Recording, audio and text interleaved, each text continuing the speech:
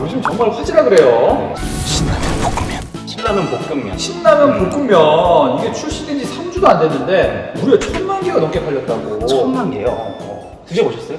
처음 먹어봤습니다. 신라면 볶음면 탄생의 주역들을 저희가 한 곳에 모아봤습니다. 안녕하세요. 자, 이렇게 주요 직무 담당자분들을 모셨는데 이 중에 신라면 볶음면의 탄생 아이디어를 가지고 오신 분이 계시다 그래요. 자, 어떤 분이시죠? 네. 맛있어요. 안녕하세요. 마케팅 팀에서 신라면 볶음면이 시작됐군요. 그 신제품 아이디어 낼 때 좀 한 가지 경로로만 받지는 않고요. 되게 다양한 경로로 좀 풀을 늘려놓고 있는데요. 이제 그 중에서 이제 신라면 볶음면이 이제 작년부터 좀 구체화해보자라고 시작이 돼서 저도 그 단계부터 좀 본격적으로 참여를 하게 됐습니다. 볶음면에 대한 수요가 좀 있었구나, 그렇죠? 국물 없는 라면에 대한 그 트렌드가 요 몇 년 새 계속 이어져 오고 있었어요. 이게 거기서 나온 거구나, 그렇죠? 분명히 확실해, 그렇죠? 그래서 저희는 독자적인 길을 가고자 좀 노력을 했습니다. 음식의 경쟁자는 농심일 뿐이다. 그럼요. 그럼 이제 그걸 개발을 해야 되잖아요. 연구직 팀원들에게 의뢰를 할 텐데. 네, 맞습니다. 같이 좀 계속 협업하는 과정을 거쳤고요. 이제 시제품 같은 거 개발을 해주시면은 이제 모여서 담당자들 선에서 먼저 시식해보면서 컨셉에 잘 맞게 나왔는지 아니면 뭐 비주얼이나 맛적으로 보완할 점이 있는지 이런 걸 서로 이제 논의를 하게 되는 거죠. 지금 쳐다보시는 눈빛이 그렇게 따뜻하진 않거든요? 신라면 볶음면 아이디어를 실제로 구현을 할 때 좀 어려웠던 점은 없었을까요? 저희는 이제 정말 컨셉적으로만 요청을 드리는 거잖아요. 그러니까 이게 구현하는 게 얼마나 어려운지 그런 거를 사실 잘은 몰라요. 그러다 보니까 조금 이렇게 조심스럽게 요청을 드릴 때도 있고. 신라면 볶음면을 개발할 때는 일단 맛 컨셉을 신라면을 얼마나 남겨두느냐, 볶음면의 특성을 얼마나 가져가느냐, 그 밸런스를 맞추는 게 좀 힘들었던 것 같아요. 신라면 특유의 뭐 소고기 맛, 표고 맛, 후추 맛, 그 특유의 매운맛들, 또 국물 라면에서부터 느껴지는 맛들이 있잖아요. 근데 그거를 볶음면으로 가야 되는데, 볶음면은 사실 볶은 기름 맛, 그리고 달달한 맛, 이런 맛들이 또 특징이란 말이에요. 그래서 그거를 어떻게 같이 묶어서 조화롭게 만들어야 될지, 그 밸런스를 어디다가 더 무게를 둬야 될지를 결정하는 게 가장 힘든 일이었고. 면에서도 그럼 좀 변화를 줬겠어요? 일단 일반 신라면보다 뭐 더 두껍게, 아니면 더 얇게, 뭐 아니면은 비슷하게 여러 테스트를 해봤고, 이제 저희가 만든 스프랑 뭐 별첨이랑 잘 어울리는 형태를 봤을 때 이제 가늘고 꼬들꼬들한 면이 가장 잘 어울린다라고 판단돼서 약간 야키소바 느낌으로? 맞습니다. 자, 드디어 제품이 개발이 됐습니다.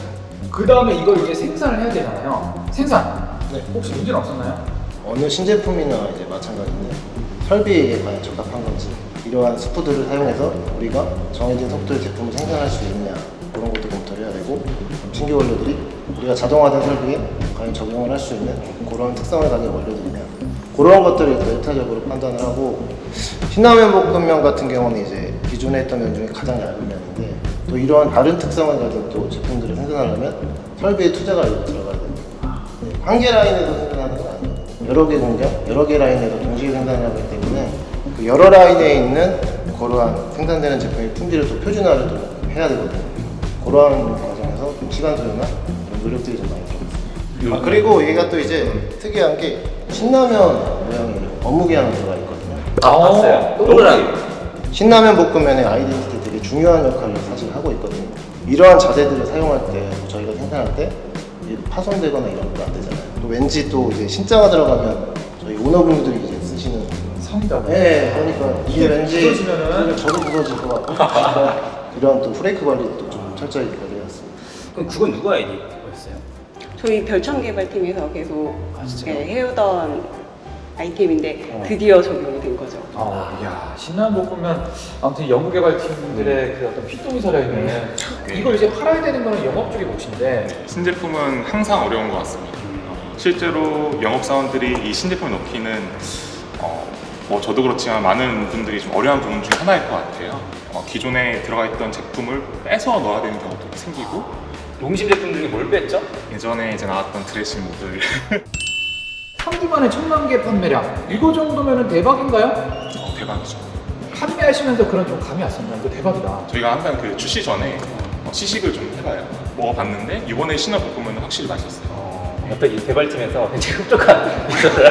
정말 잘 만들어서 신제품이 입점하게 되면 저희가 프로모션을 기획을 하게 됩니다. 한 달 전부터 제가 맡고 있는 채널에 가고 직접 이제 협의를 하는데 이 정도 합시다 라는 계획성을 잡는데 이거를 확보 못할까봐 제가 걱정이 컸었습니다.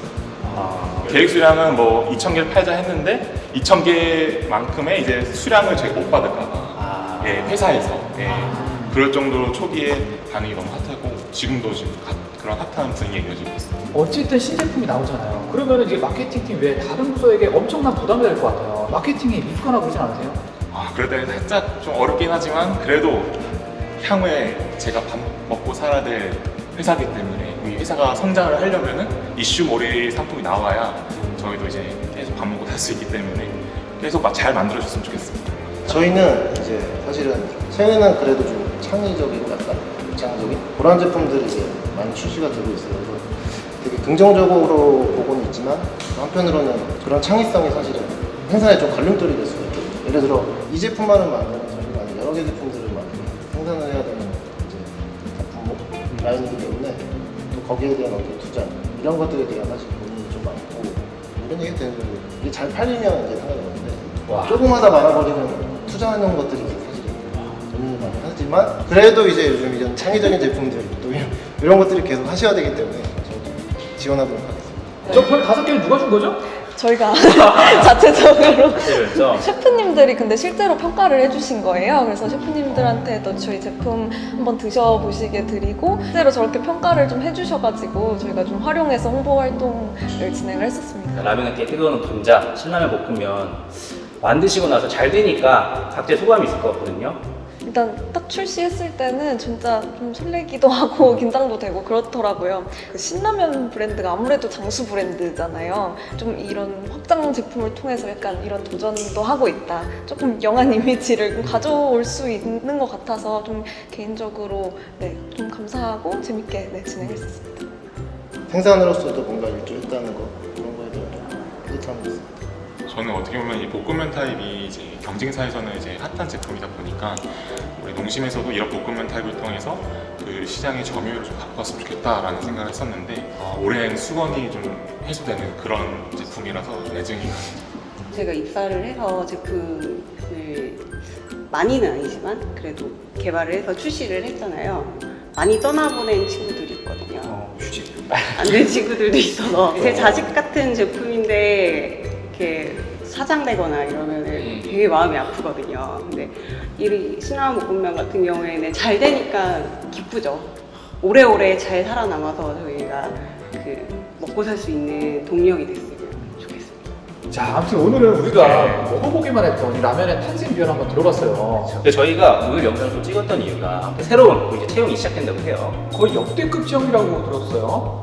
근 10년에 가장 큰 규모의 채용을 진행한다고 하는데, 자, 이 춘님들한테 각자 팁 좀 한마디씩 주세요. 저는 이제 입사한 지가 사실 오래돼서 저 때랑 좀 다르거든요. 그래서 제가 여기 오기 전에 최근 입사하신 분들한테 좀 물어보고 왔습니다. 사실 요즘 또 저 때는 없었던 대외 활동 이런 게 또 있다고 하더라고요. 근데 이제 이왕이면 이런 대외 활동이 약간 식품 관련된 업체의 어떤 경험들, 소통에 관련된, 샤워에 관련된 그런 것들에 대한 어필을 좀 저로서에 많이 좀 어필을 하면 좀 도움이 될 것 같다라고 전달해달라고 했습니다. 너무 솔직하게 말씀 주신 거 아닌가요? 그래도 그 가장 최근에 입사하셨던 네. 남자분. 이게 입사 전에 또 마케팅 직무하면 커뮤니케이션 중요하다 말 엄청 많이 하잖아요. 근데 들어와 보니까 실제로 진짜 생각 이상으로 많더라고요. 해야 될 게. 그러다 보니까 정말 좀 사람이랑 같이 이렇게 정말 작은 거라도 협업해봤던 경험을 잘 풀어주시면은 좀 좋을 것 같아요. 저도 이제 막 스펙이 엄청 낮지는 않았는데 스펙이 어떻게 되세요? 저희도 궁금하긴 한데. 학교가 어떻게? 학교 대학 네, 알겠습니다. 제가 예전에 기억을 살려보면 취업 준비할 때가 가장 자존감이 많이 떨어졌었던 것 같아요. 자기소개서를 쓰면서 자아성찰을 너무 많이 해서 자존감이 떨어졌던 것 같아요. 자기 자존감을 잘 지키고 해왔던 것을 잘 풀어내고 자기 장점을 강조를 잘 하면 다시 만날 수 있지 않을까, 농심에서. 마지막으로.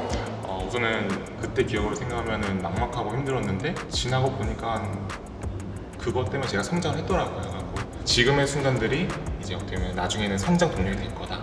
미래의 희망적인 모습을 갖고 준비한다면 좀 좋은 결과 있지 않을까 생각이 듭니다. 내 후배는 이랬으면 좋겠다. 한 문장으로.